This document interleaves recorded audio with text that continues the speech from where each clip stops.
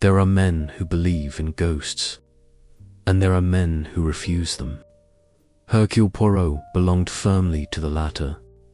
For 24 years, he moved through drawing rooms and along gravel drives, through railway carriages and seaside hotels, restoring symmetry to worlds disturbed by violence. He was small, immaculate, deliberate. His shoes shone. His moustache was sculpted with reverence. Disorder offended him. Chance insulted him. There was always an answer, always a motive, always a hand that struck the blow. And yet, as the cameras followed him from 1989 to 2013 through the long-running ITV adaptation of Agatha Christie's work, something curious happened. The detective who dismissed superstition walked through some of the oldest, most storied, and most haunted spaces in Britain. Not studio illusions, not plywood facades, but real castles, real estates, real corridors where centuries had already left their mark. And old places do not forget easily. When you watch an episode of Agatha Christie's Poirot, you see elegance, polished brass, Art Deco geometry, sunlight filtered through lace curtains. But beneath the aesthetic precision lies something heavier. Stone that has endured siege. Wood that has absorbed arguments, grief, whispered betrayals.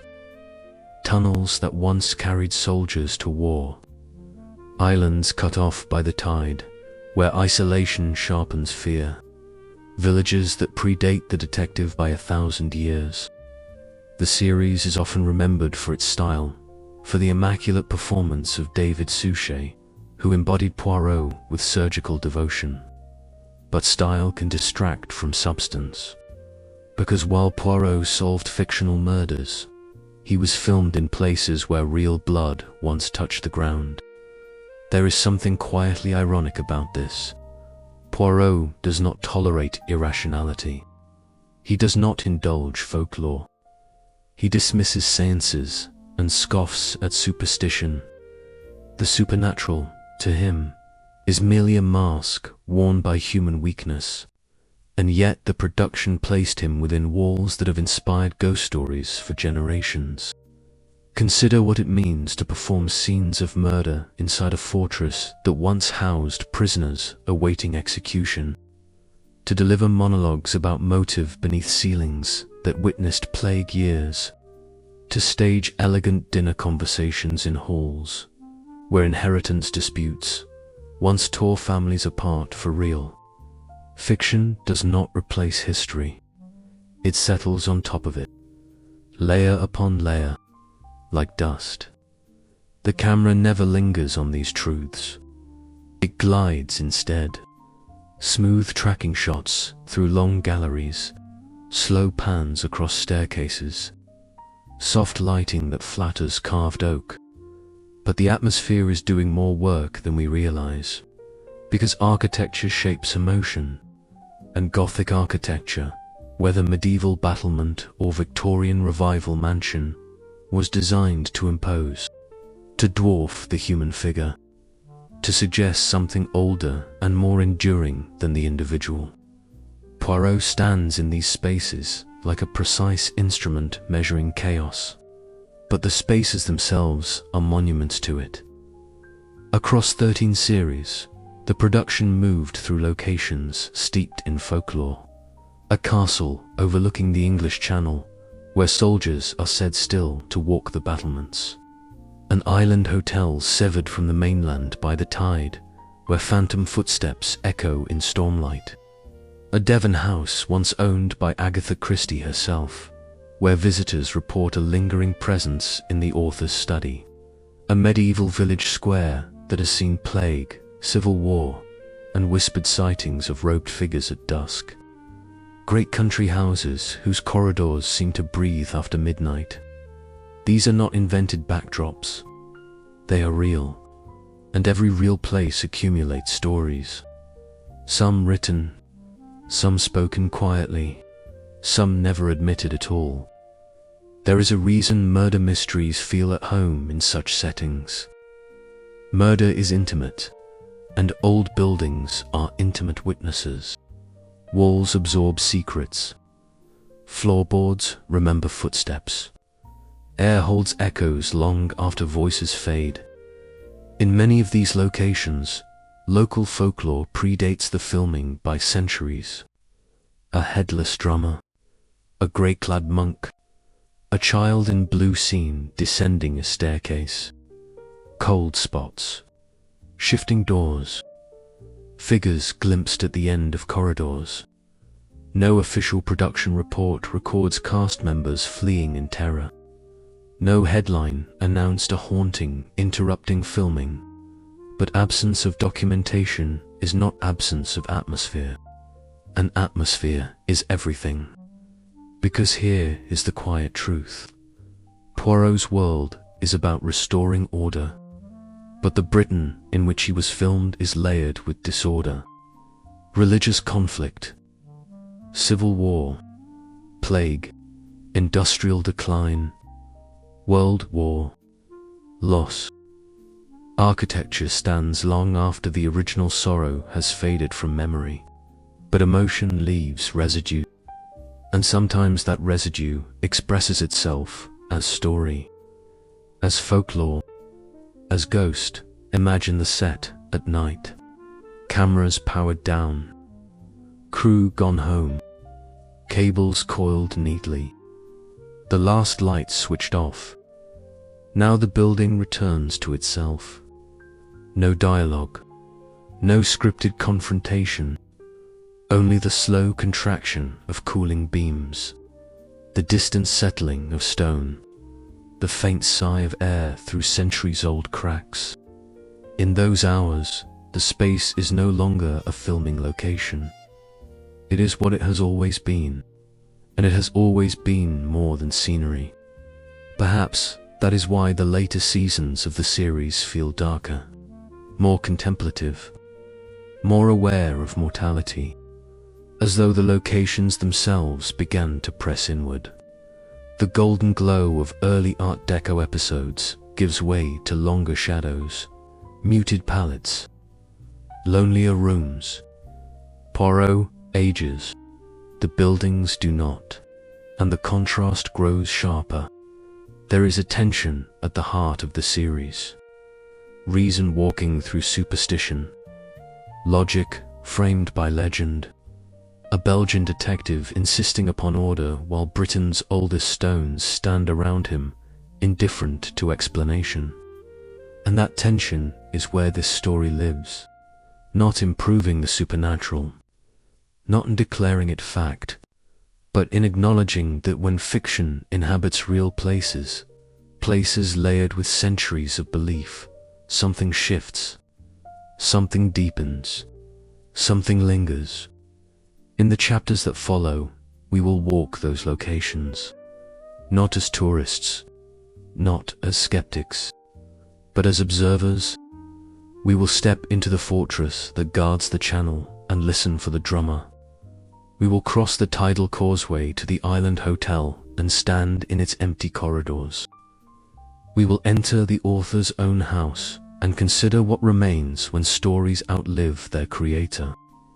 We will wander medieval squares and Gothic staircases where folklore refuses to fade. And all the while, we will ask one question. If Hercule Poirot rejected the supernatural, why does he feel so at home among the haunted? There are places in Britain where the land itself feels fortified, where the wind moves differently, where the sea does not simply touch the shore, it collides with it. High above the English Channel, carved into chalk and defiance, stands Dover Castle. It does not merely overlook the sea, it guards it. Long before cameras arrived, before scripts and lighting rigs and the precise footfall of a Belgian detective, this ground was contested. The Romans built here. The Normans fortified it. Medieval kings strengthened its walls. During the Napoleonic Wars, tunnels were carved deep into the chalk. In the 20th century, those tunnels expanded again. Hidden arteries beneath the fortress, serving as command centers during the Second World War. War leaves layers. Stone remembers impact. Chalk absorbs vibration. And tunnels, once dug in urgency, never truly forget the men who breathed inside them. When Poirot filmed here for the clocks, the production stepped into more than architecture. They entered a stratified monument to survival and siege. Battlements that once braced for invasion now framed scenes of quiet deduction. The detective stood in corridors once filled with the urgency of war. The contrast is almost too perfect. Poirot thrives on control, but Dover was built for chaos. Local guides, those who walk the grounds after visitors have left, speak carefully of what lingers. There are stories of a headless drummer, heard rather than seen, echoing through stone passages that twist beneath the castle's surface. Footsteps pacing the battlements at dusk. A figure glimpsed near the great tower, vanishing when approached.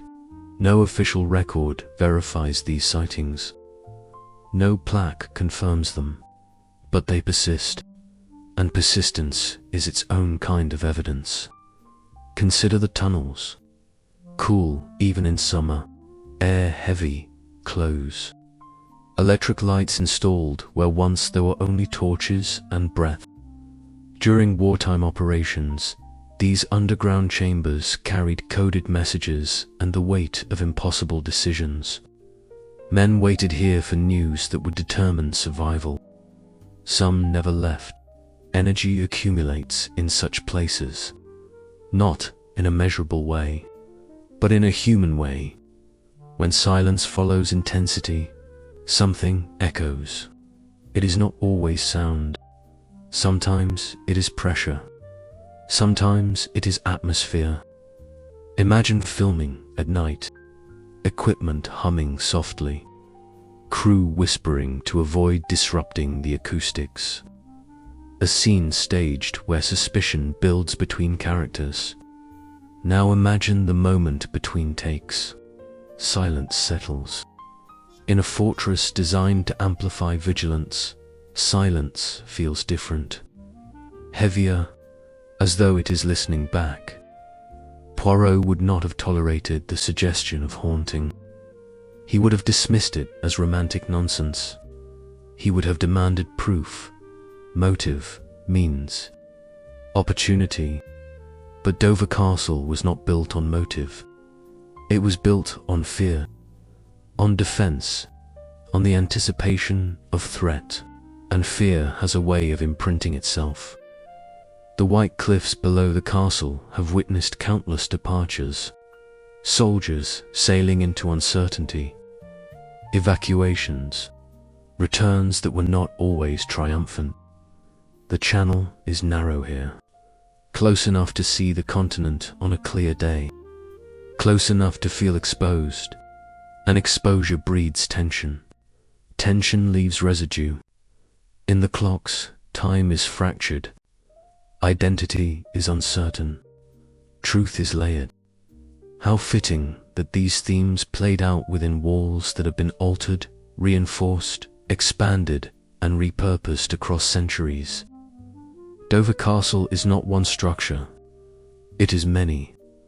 Roman lighthouse, medieval keep, Napoleonic stronghold, wartime bunker, each era overlaying the last, like revisions in a manuscript, or motives in a murder.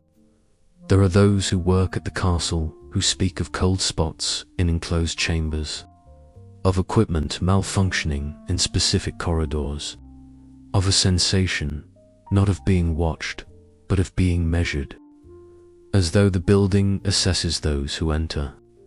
It is not a malevolent presence described, more an awareness, a weight, a reminder that you are temporary. The castle is not, and that is perhaps the most unsettling thought of all. Poirot restores order within an hour of screen time. He closes cases. He names the guilty. He allows society to breathe again. But Dover Castle has witnessed centuries of conflict that were never neatly resolved. It has endured invasion, internal strife, global war. It has stood while men fought, fell, and vanished. There is no final monologue for history. No drawing room reveal. Only endurance. In the tunnels, if you stand still long enough, you begin to hear things that may not be there. A faint percussion, a vibration in the air. It could be wind. It could be distant traffic. Or it could be memory translated into sensation.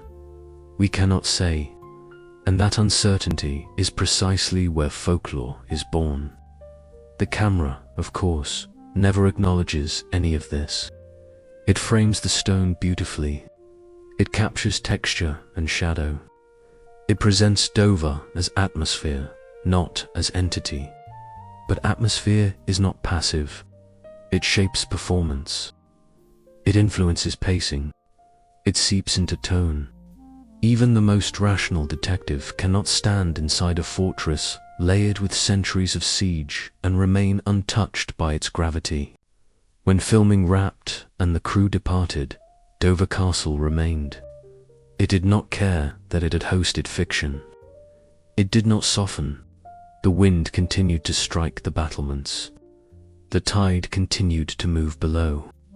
And somewhere in its tunnels, silence resumed its watch. If there is a lesson in Dover's presence within Poirot, it is this. Logic can solve a crime, but it cannot erase what Stone has witnessed. The detective may close the case. The fortress never closes. In the next chapter, we leave the battlements behind. We travel south, where the sea does not merely guard, it isolates. Where glamour gleams beneath stormlight. Where the tide decides who stays, and who is trapped. And on that island, footsteps are said to echo long after the music fades. There are places that isolate by distance, and there are places that isolate by design. But an island does something else entirely. It waits. Off the southern coast of Devon, rising from the tidal sweep of Bigbury Bay, stands Berg Island Hotel, an Art Deco monument to elegance, glamour, and controlled exclusivity. Twice a day, the sea redraws the map. The causeway disappears. The mainland retreats. And what remains is separation. When Poirot arrived here for Evil Under the Sun, it seemed an aesthetic triumph.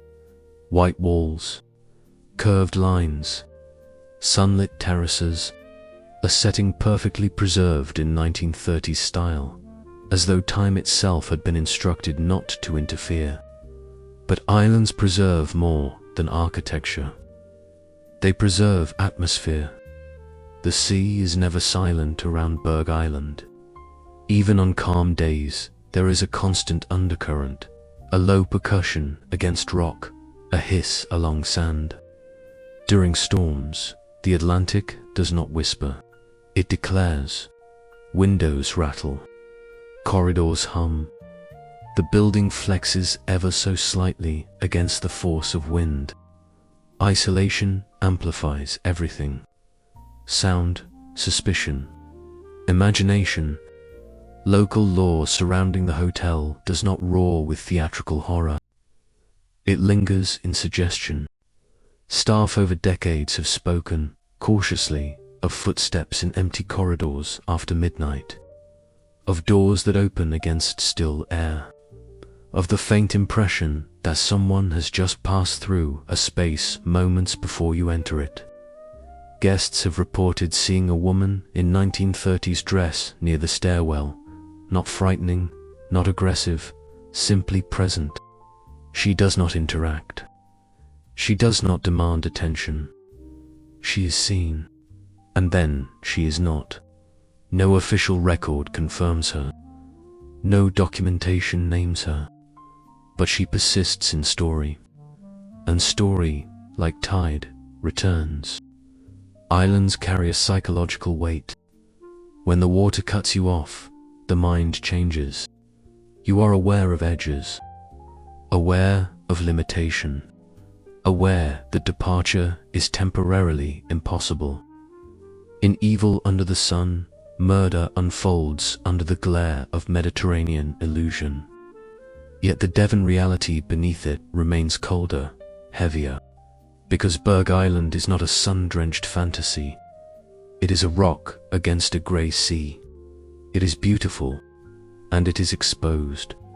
Before it was a hotel, the island held monastic connections and smuggling lore. Devon's coastline is steeped in maritime secrecy. Hidden coves, illicit trade, wreckers' lanterns said to lure ships onto rocks. There are whispers of drowned sailors seen walking the shoreline in early mist. Figures standing where no boat has landed. The sea gives. The sea takes.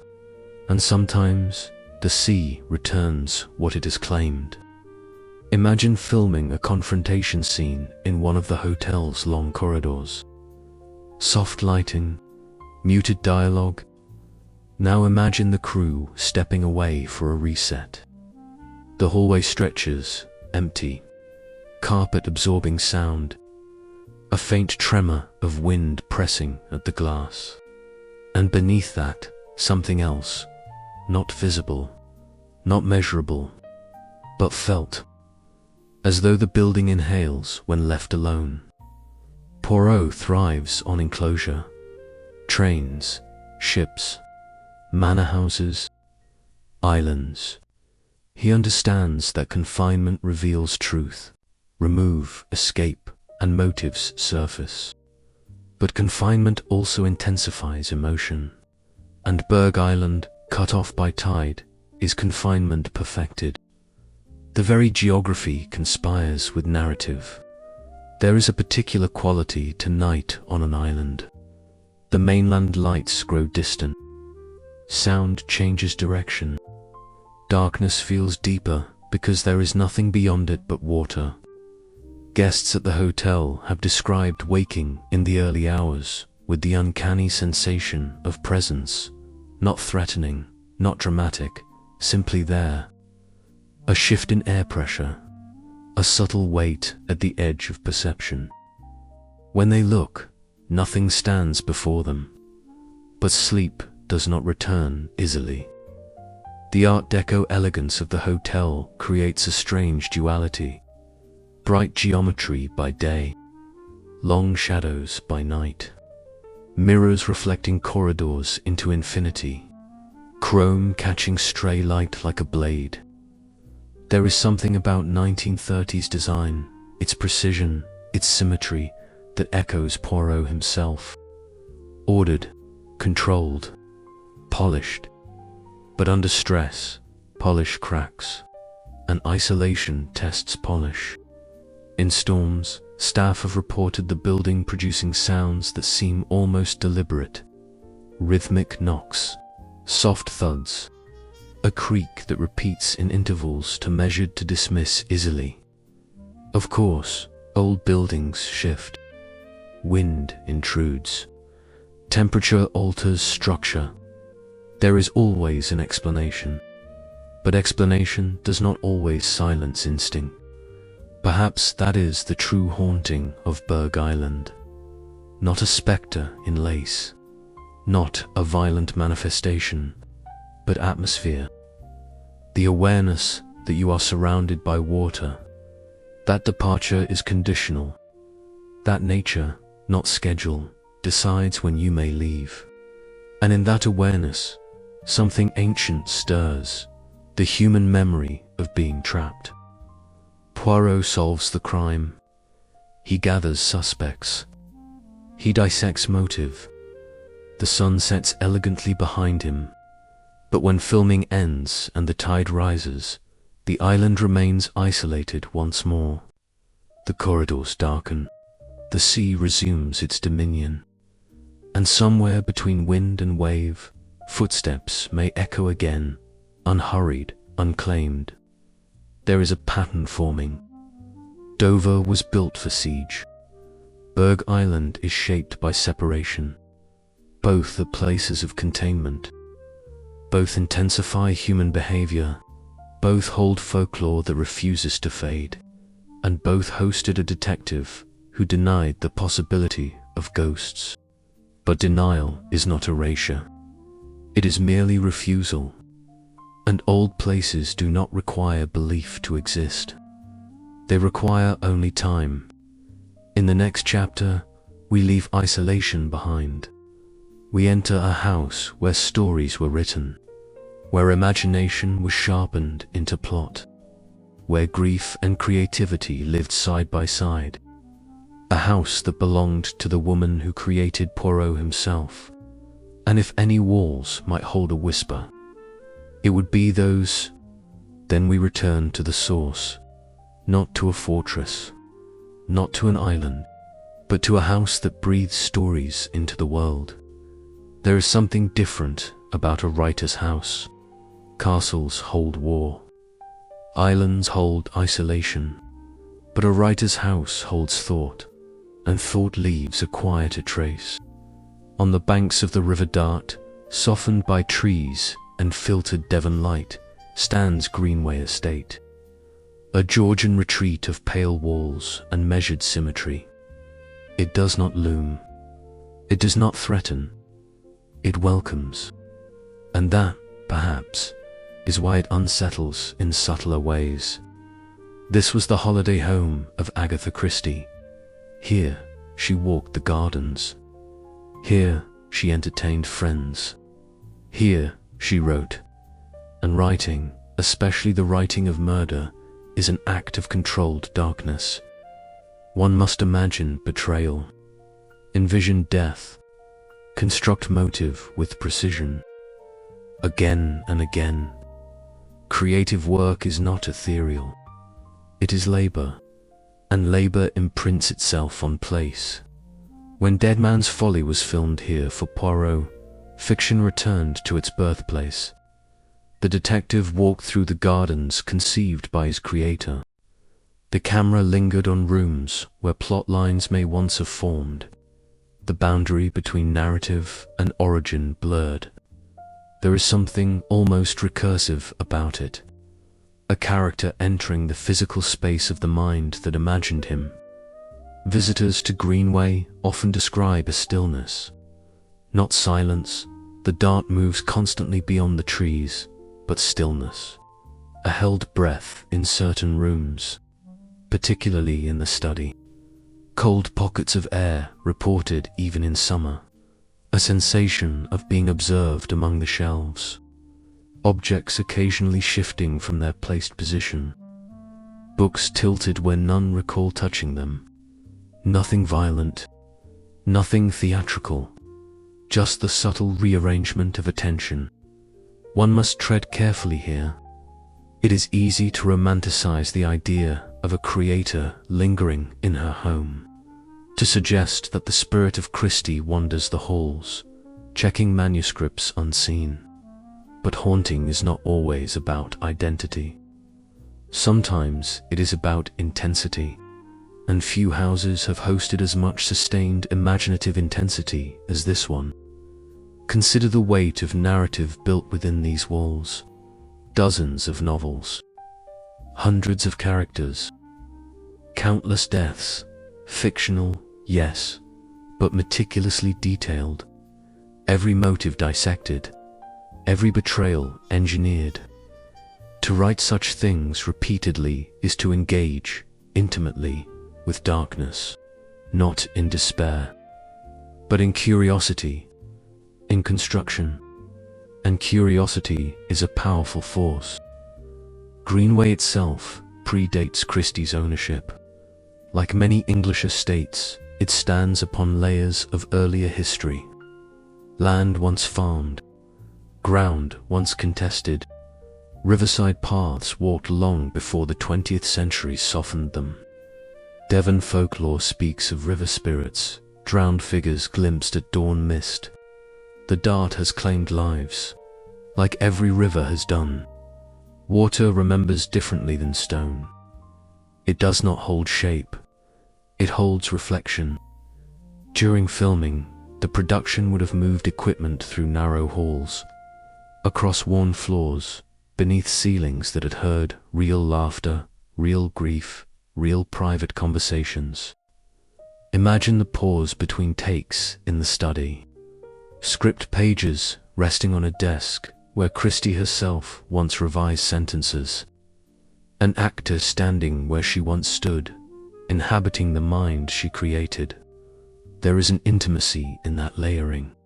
An intimacy carries charge. There is also the question of Christie's own life. Brilliant, private, marked by a mysterious disappearance in 1926, 11 days unaccounted for, found in a hotel under another name. Speculation followed her for decades. Grief shadowed her early marriage. War framed her adulthood. She understood concealment. She understood duality. Her home, therefore, is not merely domestic space. It is psychological terrain. Visitors sometimes report that certain rooms feel occupied even when empty, not crowded, just accompanied, as though attention lingers. One guide described it as a sense of someone considering you, not hostile, not warm, observant, perhaps fitting for a woman who built an empire on observation. When Poirot walks Greenway in Dead Man's Folly, he does so with his usual certainty. He inspects, he deduces, he closes the circle, but outside the frame, the house remains. It has already seen imagination turn to ink. It has already witnessed the private process of invention. An invention is a kind of haunting in itself. To create is to summon. To write murder is to rehearse death in safety. To repeat that rehearsal for decades is to saturate space with narrative potential. There is a garden folly on the estate, ornamental, playful in concept. In the episode, it becomes stage for deception. But follies in English estates have long held symbolic purpose. They are structures built for aesthetic illusion. A ruin that was never ruined. A tower that never guarded. Architecture designed to suggest past where none existed. Greenway's Folly echoes the larger theme.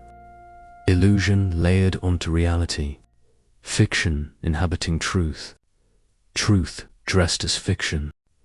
As daylight fades at Greenway, the house softens into silhouette. The river darkens first. Trees lose detail. Windows glow briefly, then dim. If one were to stand alone in the study at that hour, surrounded by shelves, with only the sound of water beyond, it would not require belief in ghosts to feel presence. Only awareness. Awareness that thousands of pages began here. That entire imagined lives were constructed and dismantled within these rooms. That the detective himself owes his existence to thought shaped in this very space. Perhaps that is the true haunting of Greenway. Not a spectre of flesh, but a saturation of narrative. A house so steeped in storytelling that it feels perpetually on the verge of revealing another plot, another secret, another body discovered in the library. Poirot believed every mystery could be solved. Greenway suggests something different, that stories may end, but storytelling does not. And when a place has hosted decades of creative intensity, it does not easily return to neutrality. We have now stood within fortress, island, and origin, each contained, each layered, each holding folklore that lingers without proof. Next, we step into something older still, a village square that has watched centuries pass without alteration, where timber leans, where church bells mark time, where medieval shadow touches modern stone, and where, some say, A grey figure still crosses the green at dusk. Then we step into older ground, not fortified, not isolated, simply enduring. There are places in England where time does not feel linear. It folds, it lingers, it leans against itself. In the heart of Kent, gathered around a square that has changed little in centuries, lies Chilham. Timbered houses tilt toward one another as though in quiet conversation. A church tower rises above them. Beyond the hedgerows, a castle watches. Nothing here announces itself loudly, and yet everything feels observed. When Hercule Poirot's Christmas brought cameras to this village, the production did not need to manufacture atmosphere. It was already embedded in the geometry of the place. The square itself dates back to medieval planning. The buildings have endured plague years, civil war, agricultural hardship, and the slow shift of centuries. You cannot stand in Chilham without standing on accumulation. Villages like this carry a different kind of haunting. Not dramatic apparitions, not theatrical manifestations, but persistence. Local folklore speaks of a robed figure seen near the churchyard at twilight. A monk, perhaps, or simply a memory wearing human shape. There are reports, anecdotal, whispered, of a great glad woman crossing the green when fog gathers low. She does not linger. She does not approach. She moves from one edge of the square to the other and dissolves into absence. It is never clear who she might have been, and perhaps that uncertainty is the point. Churchyards are rarely neutral spaces. The church at Chilham stands on ground consecrated long before electric light reached the village. Gravestones lean. Names soften under lichen. Centuries of burial compress beneath the earth. Plague would have passed through here. Fever, war, loss. And though records exist, emotion rarely makes it into ledgers. Emotion sinks into soil. In winter, when daylight fades early, the square changes character. Windows glow amber. Shadows stretch across cobbles. The castle beyond the village appears less decorative, more watchful. It is in such light that folklore thrives. A glimpse mistaken for figure. A shift in fog mistaken for movement. But mistake repeated becomes story, and story repeated becomes tradition. When Poirot filmed here, the episode centered on family fracture, inheritance, bitterness disguised as festivity. Christmas, that season of warmth and ritual, framed by architecture that has seen warmth fail many times before. There is a quiet cruelty in murder set during celebration, and Chilham's square, dignified and composed, has undoubtedly witnessed real conflict long before any script demanded it. Villages remember differently than castles. Castles record siege. Villages record survival. They absorb repetition. Births, deaths, markets, fairs, funerals, the rhythm of community. When something breaks that rhythm, when violence intrudes, the rupture echoes more deeply. Perhaps that is why country house murder stories resonate, because they disturb continuity. And villagers are guardians of continuity. There is an old belief in English folklore that certain places hold thin air, moments where the boundary between present and past feels less stable. Twilight is said to be such an hour. The square at Chilham, under fading light, can feel suspended, as though if one stood still enough, the centuries might overlap. A cart rolling where now there is cart. A figure in wool cloak where now there is coat. A bell tolling for reasons long forgotten. Residents rarely sensationalize their stories. That is the English way. If asked directly, many will shrug. It's an old place. That's just the light. Buildings settle. And yet, when pressed, anecdotes surface. A cold draft in sealed room. A fleeting silhouette at upper window of the castle. A sense, walking past the church after dark, that one should not linger too long. Not because of danger, but because of company. In filming Hercule Poirot's Christmas, production lights would have illuminated facades designed for candle and hearth. Cameras captured angles meant to flatter architecture. But between takes, when artificial light dims, villagers revert. They reclaim their older character, and in reclamation, imagination stirs.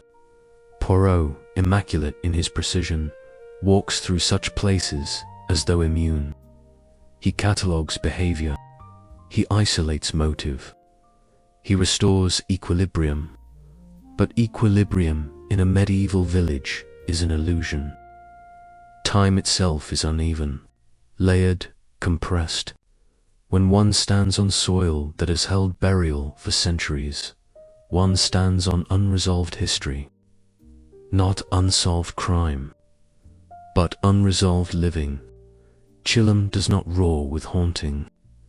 It does not advertise fear. Its ghost stories are quiet, grey figures, robed shapes, cold twilight crossings. But perhaps that subtlety makes them more persuasive, because they align with the temperament of the place. Reserved, measured, persistent. There is something almost poetic in the idea of Poirot solving a Christmas murder in a village that has seen countless real winters. Winters of hunger, winters of war, winters of illness. The episode ends. Justice is served. But Chilham remains. Its square unchanged. Its church bells tolling. Its folklore intact. The detective leaves. The village does not. A pattern continues to emerge. Dover held siege. Berg Island held isolation. Greenway held imagination. Chilham holds memory. Each location carries a different form of containment, and each has welcomed, perhaps tolerated, a detective who insisted that everything could be explained. But not everything in old villages is meant to be explained. Some things are meant to be acknowledged, observed, left undisturbed. Next, we step inside walls that rise not from medieval practicality, but from deliberate grandeur. A house built to impress, to dominate, to suggest permanence. And yet, even in such places, doors close without touch. Footsteps descend staircases long after guests retire, and portraits watch more than they reveal. We enter the great houses, then we pass through iron gates, up gravel drives, toward houses built not merely to be lived in, but to be witnessed.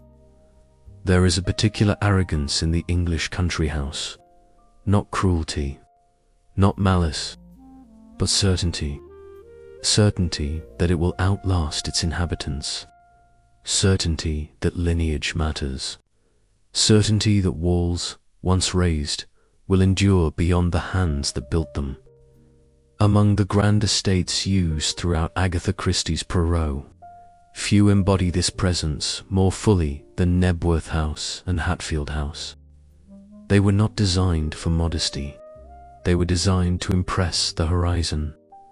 Gothic towers claw at the sky in Knebworth. Hatfield's Jacobean symmetry stretches across manicured grounds with quiet authority. Inside, long galleries run like arteries. Staircases curve with theatrical precision. Portraits line walls in silent procession. These are houses that understand performance, which makes them perfect for murder. Country house mysteries thrive on architecture, rooms separated by secrecy, corridors that allow eavesdropping, balconies overlooking confrontation, closed doors behind which alliances fracture. But these houses were staging intrigue long before television scripts arrived. Inheritance disputes, political plotting, romantic betrayal, the tension of hierarchy. History has moved through these halls in hushed tones, and sometimes in raised voices. Knebworth, in particular, does not shy from its ghost stories. Visitors speak openly of the Blue Boy, a figure said to appear near staircases, glimpsed briefly before vanishing. Staff recount doors closing without draft, footsteps measured and deliberate after closing hours, lights flickering in rooms long emptied. No spectacle, no drama, just repetition. The kind of repetition that builds folklore slowly. Hatfield House carries its own weight. Its long gallery stretches beneath carved ceilings that have watched centuries pass. It is said that a brown-clad woman has been seen crossing that gallery, fading before reaching the end. Cold patches reported in sealed chambers. Objects found shifted from careful placement. And always the sense, subtle but undeniable, of observation. Portraits in such houses do not merely decorate. They accumulate gaze, generations looking outward, generations looking inward. When Poirot filmed in houses like these, the production captured more than aesthetics. It captured scale. The detective, small, precise, framed against towering staircases. The human figure dwarfed by stone and oak. It is an image that reinforces theme. Order confronting magnitude. Logic confronting lineage. There is something inherently Gothic about English country houses. Not because of overt horror, but because of repression, emotion concealed behind etiquette, resentment buried beneath inheritance, secrets tucked into locked cabinets. Architecture reinforces this. High ceilings to elevate status, thick walls to contain sound, heavy doors to divide space. The building itself becomes accomplice to concealment. Imagine filming at night in such a house. Cables snaking across parquet floors. Crew whispering beneath ancestral portraits. A chandelier dimmed between takes. Now imagine the moment after everyone leaves. Silence expands. The air settles. Old timber contracts with cooling temperature. A single step echoes more than it should. In houses that have endured centuries, silence is not empty. It is layered. There is an anecdote, shared quietly among guides, that in certain corridors of Knebworth, one can feel the temperature drop abruptly without clear cause. Not a draft. Not a window left ajar. Simply a pocket of air that does not align with the rest of the room. In Hatfield, visitors have described hearing a faint rustle of fabric where no one stands. It is easy to dismiss. Old buildings behave unpredictably, but unpredictability is fertile ground for imagination. An imagination, repeated often enough, becomes story. Poirot's cases frequently center on inheritance, on wealth passed down through reluctant hands, on estates that bind families together while quietly tearing them apart. How fitting, then, that these narratives were filmed within real houses built upon the very principle of generational transfer. The tension is not fictional. It is architectural. These houses exist because lineage mattered, because bloodlines determined power, because wealth accumulated in rooms where not everyone was invited. There is also decay. Though meticulously maintained, country houses carry the shadow of decline. The 20th century was not kind to the aristocracy. Wars drained fortunes. Staff dwindled. wings closed, rooms left unused. Grandeur persists, but it remembers contraction. That memory adds melancholy, and melancholy deepens atmosphere. In later seasons of Poirot, tone darkens, color palettes mute. Rooms grow larger around the aging detective. There is an awareness of mortality not present in earlier, brighter episodes. Country houses amplify that awareness. They stand as monuments to endurance. But their inhabitants, like all inhabitants, do not. The contrast becomes poignant. The house remains. The human story ends. Folklore thrives in such settings because permanence invites projection. If a building has stood for 400 years, surely something of its past must linger. If portraits gaze from walls, surely they have witnessed more than they reveal. If footsteps echo in empty corridors, surely they belong to someone who once walked there. Logic can explain each sensation individually, but logic cannot dissolve atmosphere entirely. Perhaps the greatest irony is this: Poirot solves crimes born of human weakness, greed, jealousy, pride. Yet he does so within structures born of those same impulses. Country houses are monuments to ambition, to status, to accumulation. They are built on hierarchy, and hierarchy breeds resentment. The stage and the script mirror one another. When filming concluded and equipment was packed away, these houses resumed their quieter rhythm. Tour groups returned. Dust settled in unvisited corners. Guides recounted lineage and architecture, and, occasionally, a ghost story. Always gently, always without insistence. Because in England, haunting is rarely declared. It is suggested, implied, allowed to hover. We have now walked fortress, island, author's refuge, village square, and grand estate. Each different, each holding its own strain of folklore, each hosting a detective who insisted that superstition was merely misdirection. And yet, the pattern persists. Old places do not need belief. They require only endurance. In the next chapter, we turn inward, away from geography, toward theme.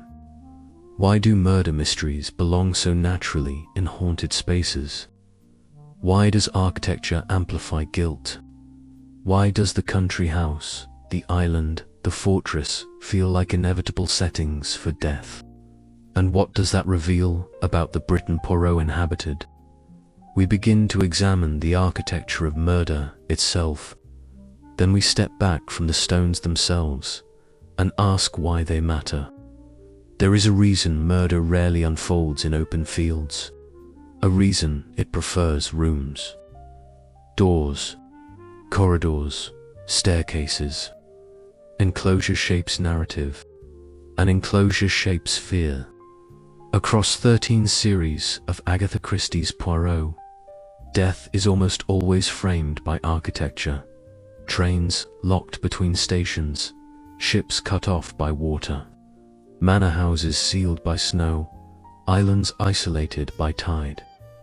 Murder requires containment, and containment is the language of old buildings. Poirot understands this instinctively. He gathers suspects into drawing rooms. He closes doors. He insists everyone remain where they are. Truth, he believes, emerges when escape is denied.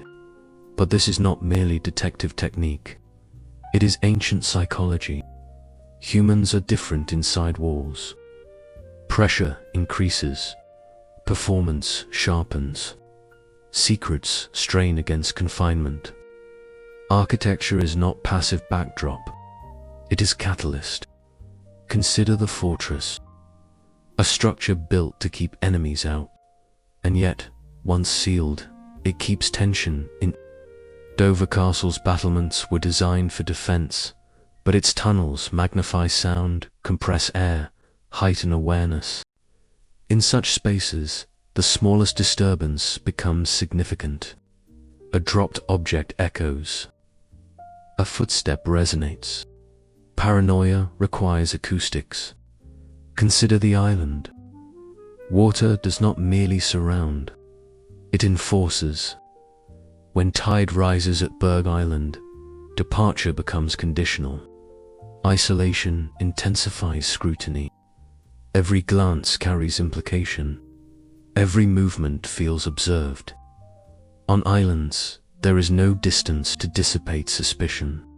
It circulates, like wind trapped within corridors. Consider the village. Communities built on repetition resist disruption. When violence occurs in a place like Chilham, it ruptures continuity. That rupture unsettles more deeply than urban anonymity ever could. Villagers hold collective memory, and collective memory is fragile. Murder threatens not just individuals, but rhythm. And then, the country house. Perhaps the most perfect murder setting of all. Grand enough to impress, enclosed enough to contain, hierarchical enough to generate resentment. These houses are machines of tension, rooms designed for separation, servants' corridors running unseen behind walls, locked cabinets holding letters, balconies offering vantage points. They are theatrical by design, and theatre is fertile ground for deception. There is something almost ritualistic about the drawing room reveal. Poirot assembles the suspects beneath chandeliers, surrounded by portraits of the dead and the living alike. He recounts motive. He dissects alibi. He names the guilty. The room becomes courtroom. The house becomes witness. Architecture holds the confession. Without walls, there is no stage. Without stage, there is no revelation. But why do these settings feel so natural for murder? Because they are saturated with power. Old buildings are monuments to dominance. Fortresses assert military power. Country houses assert economic power. Churches assert spiritual power. And where power accumulates, conflict follows. The walls do not create violence. They frame it. They amplify it. There is also the question of secrecy. Modern buildings favor transparency, glass, open plan, light, but older structures were designed to conceal. Thick walls for insulation, hidden passages for service, private chambers inaccessible without permission. In concealment, secrets thrive. In secrecy, motive deepens. Poirot thrives in secrecy because he dismantles it. But the buildings themselves were built to preserve it. And then there is time. Time is the greatest architect of atmosphere. A house that has stood for 4 centuries does not feel like a house built last year. Even if restored, even if maintained, age communicates subconsciously. Worn stone suggests endurance. Uneven floors suggest passage. Faded portraits suggest mortality. We are aware, instinctively, that we are temporary inside such spaces. That awareness sharpens vulnerability. Perhaps that is why ghost stories attach so readily to grand estates and medieval villages. Because architecture suggests continuity beyond individual lifespan. If walls endure, perhaps emotion does too. If staircases remain, perhaps footsteps do as well. Logic may dismiss this leap, but imagination does not require logic. It requires suggestion, and old buildings suggest endlessly. Poirot's rationalism stands in tension with this suggestion. He insists that every phenomenon has explanation. A noise in the night is not spirit.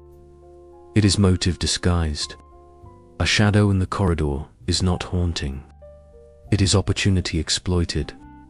He strips away superstition to reveal human agency. And yet, the series never fully escapes the atmosphere of its locations. Later episodes grow darker. Rooms feel larger. Shadows stretch longer. The palette cools. There is an awareness that not everything can be restored to brightness. Not everything returns to equilibrium. There is also mortality. As the series progresses, Poirot ages. His body weakens. His steps slow. Meanwhile, the buildings remain unchanged. Dover stands. Berg Island rises from tide. Greenway watches the river. Nebworth's towers pierce the sky. The detective confronts human guilt. The buildings confront human finitude. That contrast becomes increasingly poignant. Architecture frames mortality differently than narrative does. Narrative resolves. Architecture persists. A case closes. A house endures. And perhaps that is the quietest haunting of all. Not the idea that ghosts walk corridors, but that corridors outlast those who walk them. There is a final layer to consider. Poirot's obsession with order mirrors architecture itself. Symmetry, proportion, balance. Country houses are designed around these principles. Art Deco lines of Berg Island echo his precision. The Georgian calm of Greenway reflects his composure. Even Gothic excess, in its way, adheres to pattern. He belongs in these spaces aesthetically, but philosophically, he stands opposed to their folklore. He seeks reason where legend thrives. He demands clarity where shadow suggests ambiguity. And that tension between clarity and ambiguity is the heartbeat of the series. We are invited to believe that everything can be explained. Yet we watch those explanations unfold inside buildings that have inspired centuries of unexplained stories. We accept the solution, but the atmosphere lingers. We leave the episode satisfied, but the location remains suggestive. Perhaps that is the quiet genius of filming Poirot in real historic locations. The detective restores order within the frame, but the world beyond the frame remains layered, unresolved, haunted not necessarily by spirits, but by time. In our final chapter, we turn toward ending, toward age, toward the inevitable confrontation between logic and mortality, because even the most precise detective cannot outlast time. And in the closing years of the series, the shadows grow longer. The houses feel heavier. The world narrows. We step toward the end of the journey. Then we walk toward the end, not of the buildings. They will remain, but of the man who moved through them. Every long journey narrows. Every precise mind, however disciplined, must eventually confront what cannot be deduced. Mortality is not a puzzle to be solved. It is an inevitability to be faced. In the later years of Agatha Christie's Poirot, something shifts. The colors mute. The light cools. The once bright Art Deco polish gives way to longer shadows and quieter rooms. The detective, who once strode with immaculate confidence, begins to move more carefully. His breath shortens. His body betrays him, and around him, the architecture remains unchanged. It is no accident that many of the final episodes return to country houses. Two enclosed spaces heavy with memory. The drawing rooms feel larger now. The staircases steeper. The corridors longer. Where once Poirot dominated the room, now he inhabits it more cautiously. The buildings, vast and unmoved by time, frame his fragility. In his final investigation, adapted from Christie's last Poirot novel, the detective returns to a familiar country house setting, not simply as backdrop, but as reckoning. The house is quiet, almost solemn. Windows admit grey light rather than gold. Fireplaces glow faintly. Air feels still. It is less a stage for revelation than a chamber for reflection. Old houses have a way of magnifying endings. They have seen so many births, deaths, celebrations, funerals, the arrival of heirs, the departure of dynasties. They do not react to endings. They absorb them.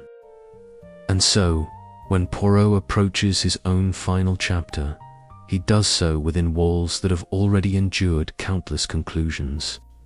There is something profoundly Gothic about this. Not in spectacle, not in horror, but in inevitability. The detective who insisted upon logic must now confront something beyond control. He cannot reason with age. He cannot interrogate time. He cannot gather mortality into a drawing room and expose its motive.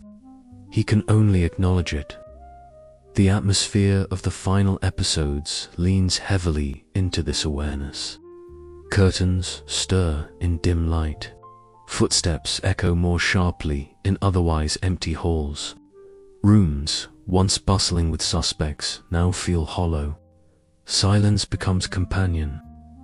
The buildings, unchanged, serve as quiet witnesses. They watched younger men once. They watch him now. They will watch others long after. There is an almost haunting irony here.